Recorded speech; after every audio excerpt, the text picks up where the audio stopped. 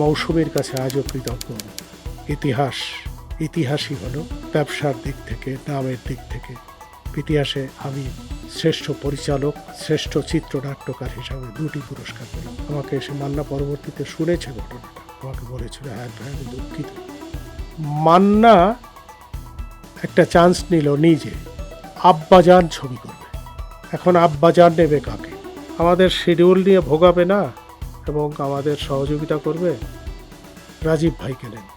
রাজীবকে আব্বাজান করে, মান্নাকে হিরো করে আব্বাজান ছবি তৈরি করলাম। সাথী থাকলো নায়িকা, মিস বাংলাদেশ হয়েছিল। সাকিবকে নিয়ে আমাকে একটা ছবির নাম হলো বীর। সাকিব এবং ইকবাল 2 জন মিলে প্রডিউসার, বুবলি নায়িকা। বুবলি মেয়েটা খুবই ভালো ছিল, মানে দুঃখের দৃশ্যে আমি যখন তাকে বলে বোঝাতে গেছি তখন সে কেঁদে ফেলেছে।